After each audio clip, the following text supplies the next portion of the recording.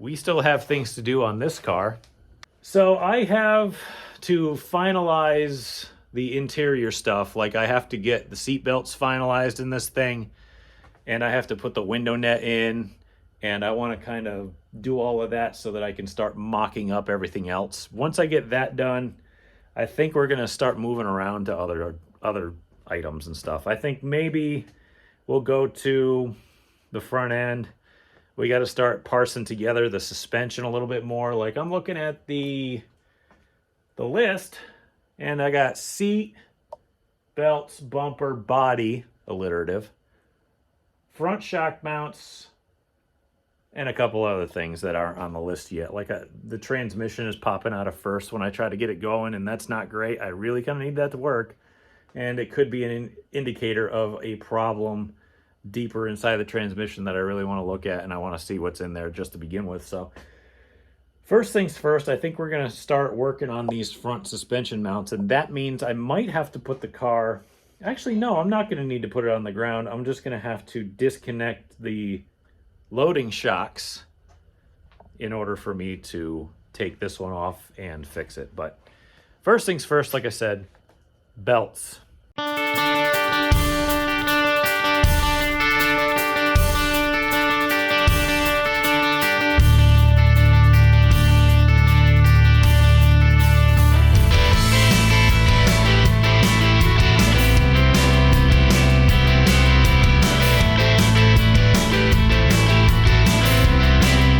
Okay, so we got some seat belts in. We got a giant mess to clean up, obviously, but window nets in. Let me show you what I did with that, because if you remember on the last video, I was actually saying, you know, I'd really like to throw a hose clamp in, and it's not tight, but it's just meant to retain it so it doesn't flop around so much, because I don't want it to change the depth of the window net so it doesn't really fit anymore. It is a little bit tighter, which means, you know, it actually kind of... Oh boy, now I can't do it one-handed. Oh, well, I actually did. So it's not that bad if I can do it one-handed. Just got to kind of, you know, it's one of those ribbon-style nets that doesn't have a solid top or bottom, so you got to kind of set it. But there you go. Look at that. Clashing seat belts. Not clashing window net. It's a little harder, but we'll get it figured out. Seat is bolted in place firmly. We have all the safety items in place now. That's pretty awesome. What kind of stinks, though, is that in between when I filmed my last video and when I filmed this one, the sanctioning body for these cars put out their 2024 rule book, and there were some changes. They won't affect me until 2025 because that's when they technically take place, but they changed the type of ignition system that you have to run, and they also changed the option for the carburetor that I can run if I want to. However, I do have the carburetor that they are saying that you are allowed to run now, so that's not really a huge expense since I already have one. The problem is they also... There's rumors. It's not confirmed yet, but there are rumors that I might be allowed to run that carburetor in the street stock at Thompson as well. Not confirmed yet. Still waiting on that. But if that happens, that kind of stinks because then I'm really going to have to choose. So, not like I didn't already. But now that the interior is done, which is pretty awesome. And I even cleaned it, if you noticed. The tin work is not all overspray, and it actually looks black now. I took some carb cleaner to it and wiped it down with a microfiber towel because for some reason, even if you're going to destroy the towel, it actually works really well on cleaning things. So I'm going to start moving up front, I think, and we're going to start looking at this front suspension, see what we can do about these upper shock mounts because it's kind of awful. I decided to actually call it a night for tonight, but I'll be back again at some point this week. But first night with the new shoes, I'll be honest.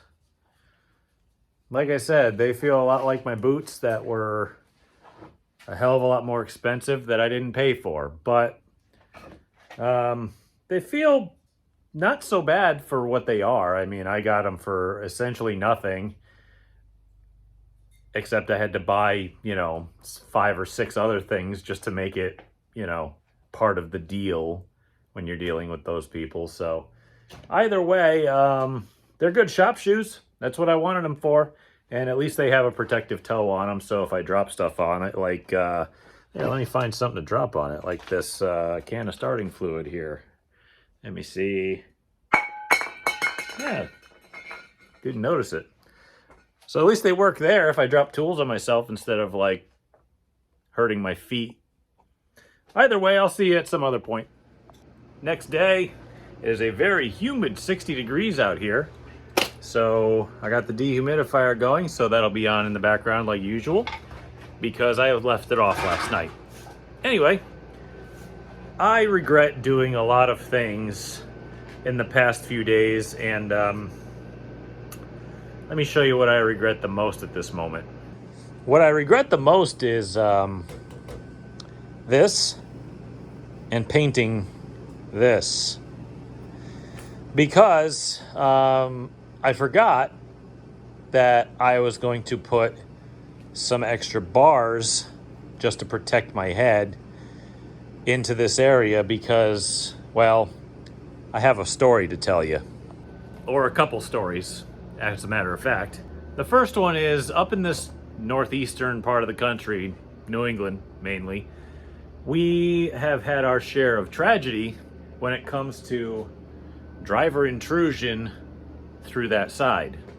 All of our asphalt modifieds have what's known as Blewett bars because in 2007, Blewett died at Thompson, the track I race at, because of an intrusion in the cockpit which killed him. So therefore, they put all sorts of bars in the area with which I've shown you, specifically right in here, to stop intrusion from wheels, bumpers, you name it, and to bolster that side of the headrest area from any sort of impact or intrusion, like I said. I personally have had experience with this sort of an incident. Now, it was a couple years ago, and I raced against somebody who had a very suspiciously similar colored red car. Not this one, obviously, but they had a bar. You know, you got your main hoop here, and he had a bar. His seat is very similar to here. He had a bar right here, which, you know, it comes out a little bit, obviously, so it comes out and down, obviously with a bend. His did exactly the same thing. It comes out and down, and he and I were racing for the lead at Thompson.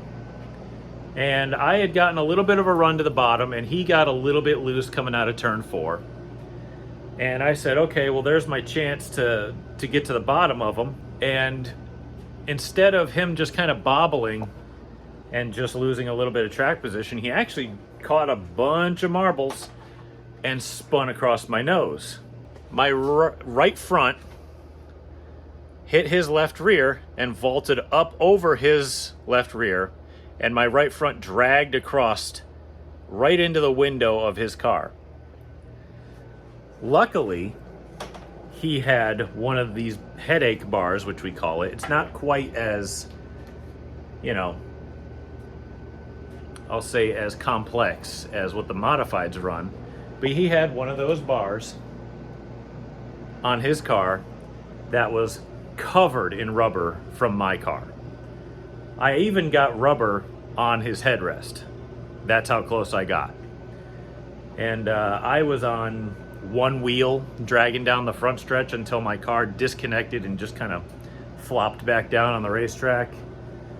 And luckily he was okay, and I was okay, and it worked out the way it should have.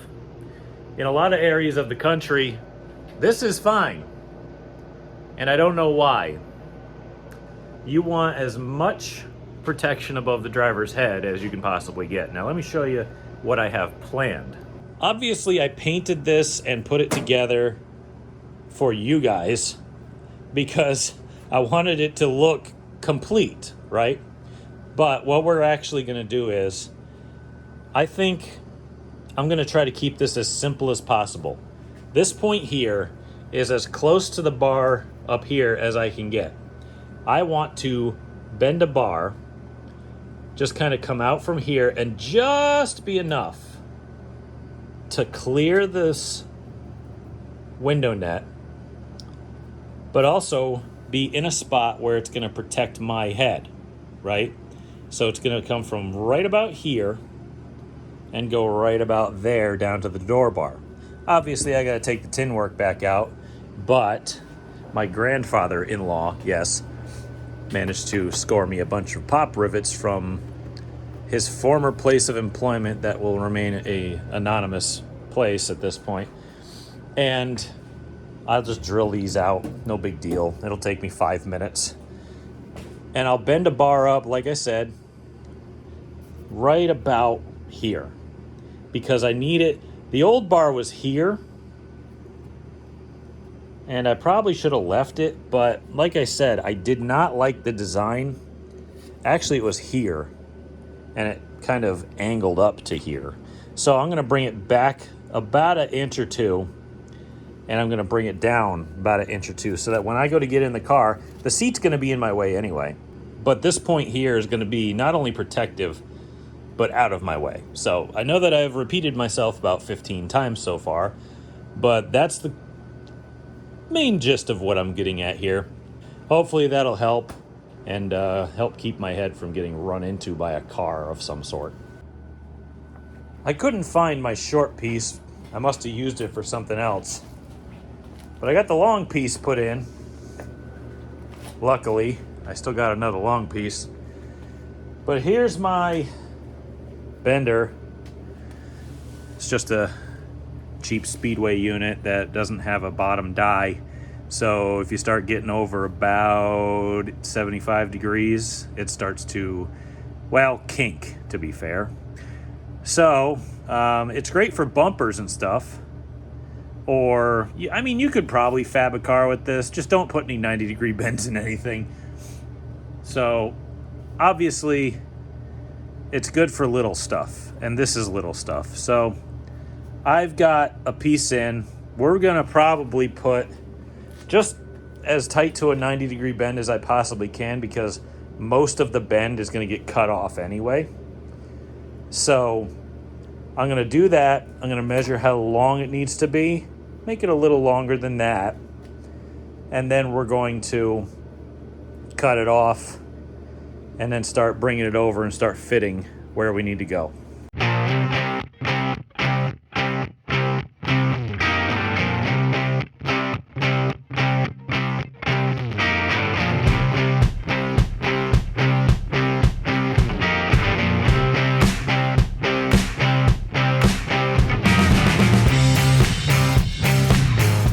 So here's my bend and my pipe.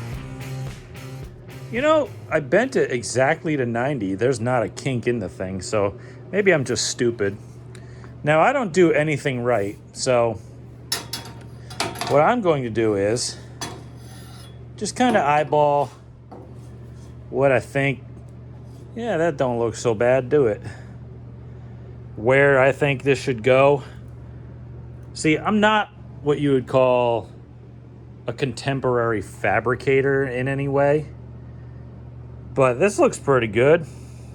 So what I do is I just kind of mark the edge of where it looks to be on both sides, add, I don't know, 3/4 of an inch or a 1/2 inch or something like that, then cut it, take it to my Harbor Freight pipe cutter that's down, there it is, on the messiest bench ever created. Take that, go to the marks, and after I cut it once and then bring it back, mark, like I said, 1/2 to 3/4, and give her a chomp and see if it fits. Again, I am not what you'd call a professional fabricator by any means. I'm just looking around for tools, but Don't do exactly how I do it because it's probably not going to come out very well for you, and I really want it to if you're watching my channel. I just kind of eyeball. I've been doing it for so long that I'm just not scared of doing it. You know, I just kind of eyeball it and just say, that looks good, and just cut it. And if I screw it up, I can throw it away or weld another one. I don't know. Just do it until you get comfortable with it enough that you can get away with it like I do it, and maybe it'll work out for you. But I got to get this thing cut. I got to grind the paint off again. But at least I got this nice sheet so that I can cover everything up, because this paint that I got that I've been meaning to show you, this Implement truck and tractor spray, I wish they paid me, but they don't. It actually covers really well, and the only problem is it also oversprays incredibly well. So let me get this thing ground down, let me get her cut, and let me get her fit up for you, and hopefully we can get this thing done and add a little bit of protection to my poor head.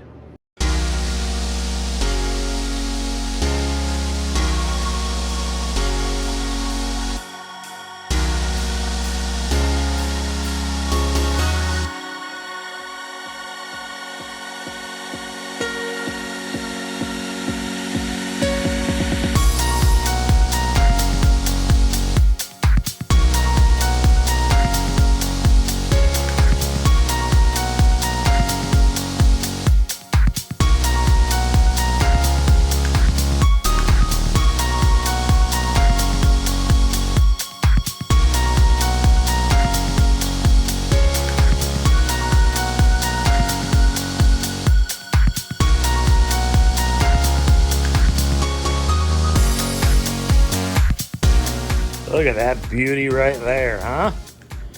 I even look like I know what I'm doing when I painted it. Oh God, I'm falling all over parts and tools that actually mean something to me. All right, I am not moving a dang thing over here until this dries. And I'm starting to see weird animals and shapes and stuff that aren't actually there because I've probably been exposed to that paint for too long. However, I did have to cut a little notch out of her to get the rod to fit. I didn't just cut the notch. I did sleeve the inside of the notch and completely weld it up, as you can tell. I didn't do the greatest job of like grinding it down because, well, who cares? Grinding it down just makes it look weak anyway, or makes it weak. A lot of this doesn't look great, but that's all paint and dust and stuff that I didn't really clean off. I just kind of fogged over it. So that's going to help a lot, I think. It's going to at least help to deflect bumpers and wheels and cars and stuff if they come flying up over my left rear here. So I'm very pleased with that. Plus, it also bolsters a lot of the head area of the race car if the thing gets upside down. So there's another extra added thing in there. That's good. I didn't get a whole lot of overspray all over everything, but I did use my bed sheet. So tech tip, if you got a bunch of bed sheets in your house you're looking to get rid of, keep them. Throw them in the shop, drape it over stuff. If they get dusty, dirty, painted up, who cares? They're just meant to keep your car clean or mask off areas like this. I wish I could paint the whole cage, but it's not like you're gonna really see it. Either rate, the important stuff is painted. Now I'm gonna move on to something else. Plus I'm waiting to see if any fires just kind of shoot up out of nowhere. I can hear the mice running around in here and I'm really not happy about it.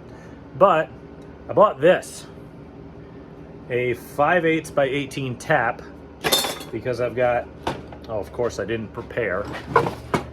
I've got this. Now this is just a tube and rod ends, but I had it from the last time I built my car. Well, I say built my car, but my last attempt at putting together an ACT car, which ended prematurely, and now I've got another one that looks exactly the same. But let me show you what I'm planning on doing with these spare parts that I've had laying around for a long time. that tube and those rod ends work perfectly for tie rods, except for one problem. It is too long. So what I plan to do is I bought a right-hand tap, which is a standard tap, right-hand thread. And what I'm going to do is I'm just going to take the rod end out that's on the right-hand side, or right-hand thread side, because there's a right-hand thread and a left-hand thread, so that when you loosen the jam nuts on these, if you're not familiar with them, you can literally just loosen the jam nuts that hold it in, take this knurled end and rotate it, and you can lengthen or shorten the rods with these rod ends in place without having to take anything apart. When you're done, you can tighten them up. It works for like radius rods or trailing arms or third link or whatever you have on these cars that uses these types of rod ends and stuff. So I bought that tap, like I said. I'm going to cut this thing down and retap it on the right-hand side, which I believe is this side. And I'm going to measure both tie rods to make sure that they're hopefully about the same length. They should be, because these cars are equal length lower cars. They have to have equal length lowers. And hopefully I can make a spare tie rod out of this. So I measured them up, and they are actually very, very similar. This one is 12.5 inches. That one over there is 12.75 inches. And there's plenty of rod end left. So if I cut it to, I'm thinking, let's see. This side looks like it has a little bit of extra. So if I cut it to 12.5, it can work for both sides, because rod ends are typically pretty long and you can get away with a lot. So I think I'll just cut it to 12.5. It can be used on either side if I need it. And hey, spare parts I had laying around for years, even though I didn't use them. See what I'm saying? 1/4 inch on both sides is like 1/8 inch between both of them. So I think we'll be fine. Another quick tech tip for you. If you go out, find yourself a good local yard sale, you can find all sorts of good old tools. Go to old flea markets, old yard sales, and pick up as many old tools as you possibly can. I mean, I don't know where this came from. I think my wife got it for me. This is an old tap and die set. I don't even know what I got in here. There's a 3/8. There's something else. I mean, obviously there's a lot of parts missing, but I also had this end, and this was big. So it was plenty big enough to take this big 5/8 tap. And I just put a little oil on her. Good as gold. Hey, made in America in Greenfield, Massachusetts, so it's got to work for me, right?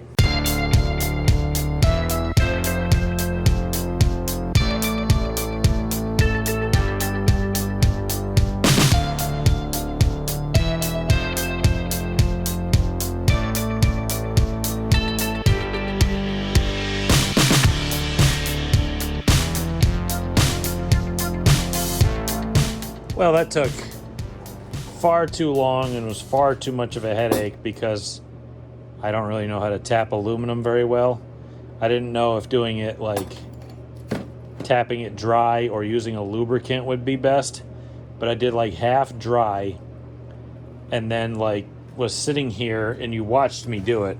I was here with literally a very thin and sharp screwdriver and a hammer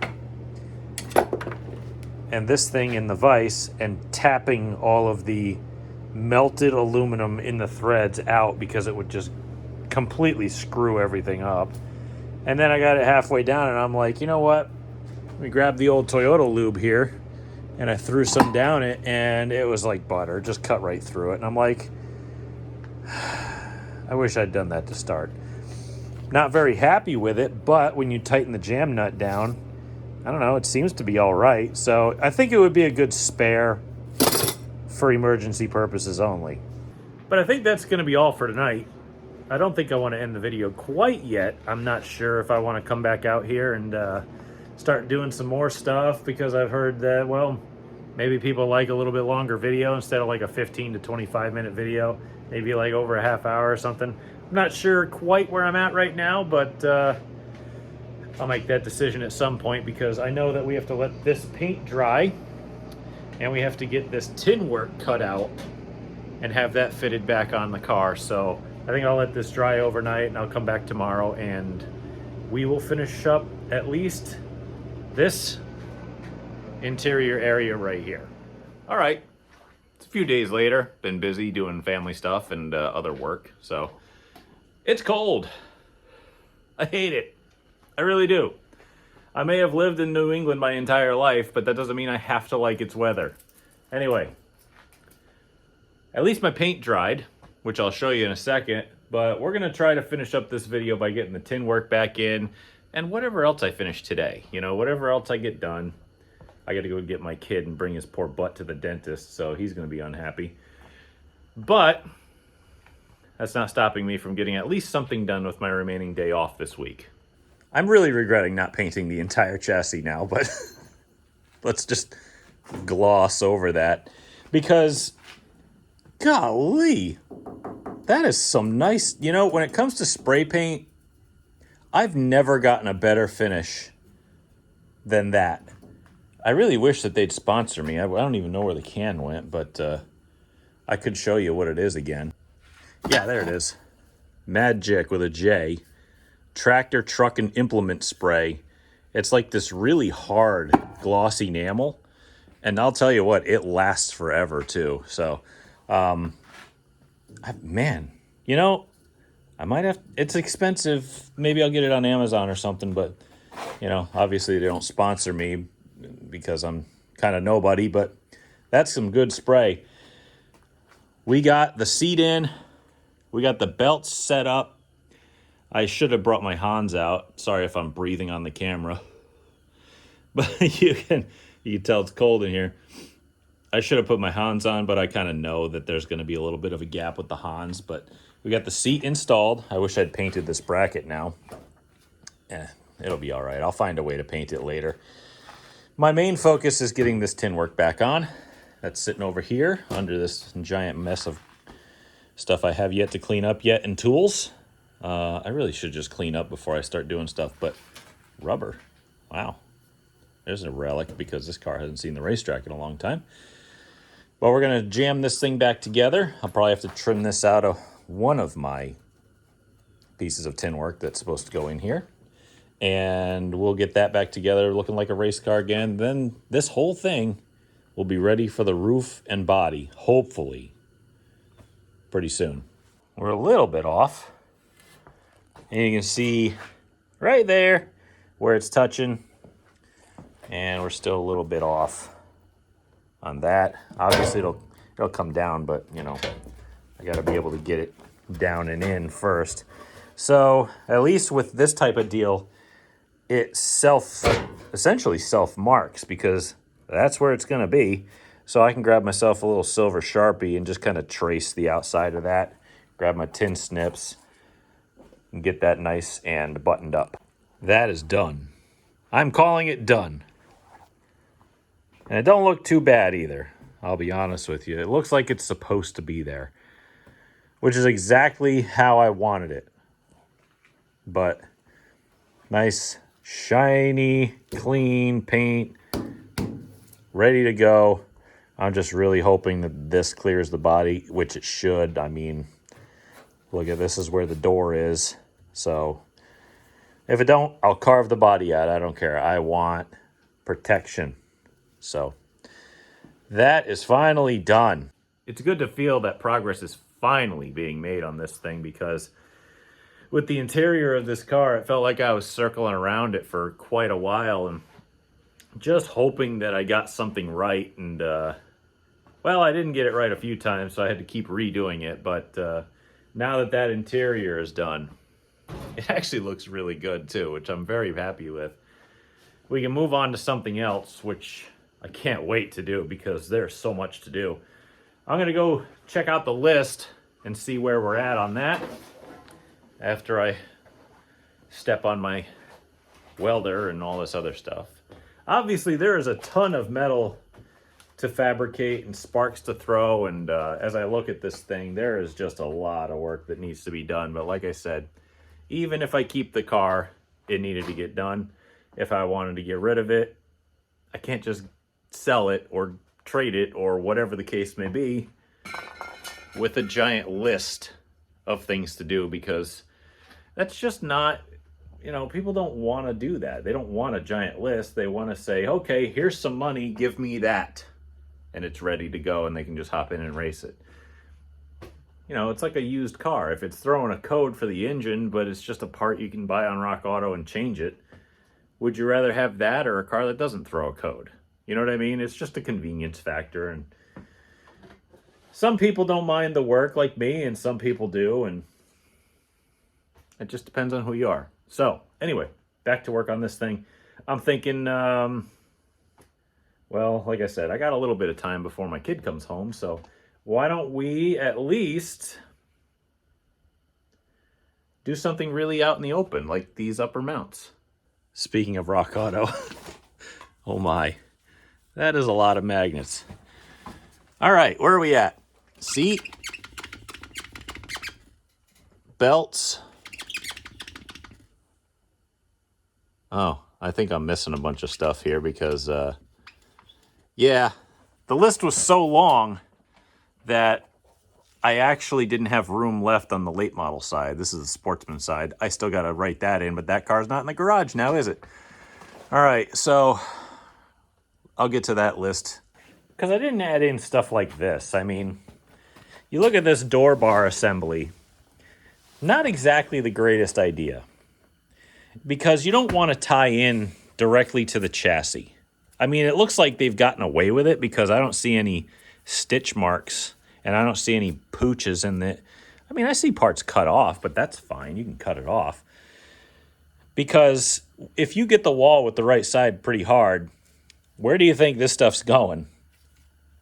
That way. And it's going to bend the cage, and you don't want to break or bend the structure of the car. You want this to break or bend. So for me, that's on the list. I want to redo this entire right side door bar setup. I would love to see if somebody just prefabs something like this and I can just weld tabs on, or maybe I'll just prefab something, but something a little less heavy duty than this giant square tubing and all these attachments, you know? Plus all these bottom, I don't know what these are down here, but they're just tabs down the frame rail. The guy who sold it to me is like, oh, you could use those as body mounts. And I'm like, no, because they're just cut-offs. Just cut them off and put a nice little tab like this right here on the chassis, and I don't know, put some other stuff like body braces, like telescopic body braces that you can buy in a catalog for like $12. Or you can take a like a metal brake and you can put Lexan in it and you can make a little U shape out of it like this, like kind of triangular, and just bolt it on there and bolt it to the tab on the door with a nice piece of aluminum angle iron and send it. But the body bracing behind here is not only too beefy, but kind of chopped up. So that all needs to go. I think I'll have to add that to the list. But while I think of what I'm going to do there and I look for a possible alternative to these door bars, I think we'll get to work on stuff on the list and just keep going on these while I still have welding gas, because I just got welding gas and I have a 40 tank, I think it's called. It's a little bit bigger than the hobbyist one. And it's already empty for some reason. Or at least it's mostly empty. And I don't want to resort to my pure argon tank that's sitting back there, so wonder why that went empty so quickly. Maybe I left the thing on one, I don't know. Maybe the valve is bad in it. Maybe I'll tell them about it when I exchange it, but that stinks because I hate wasting money on stuff like that. Either way, let's get to this thing.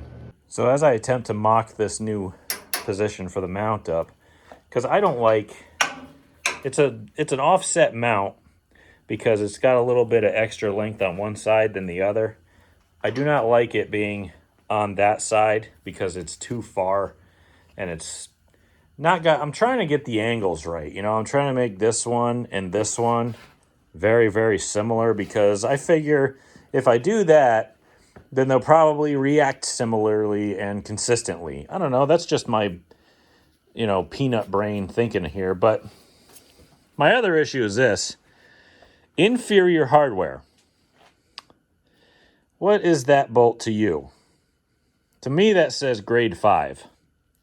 I think. Not grade 8. And you can tell because if I hold it way up out here. Hang on, let me do that.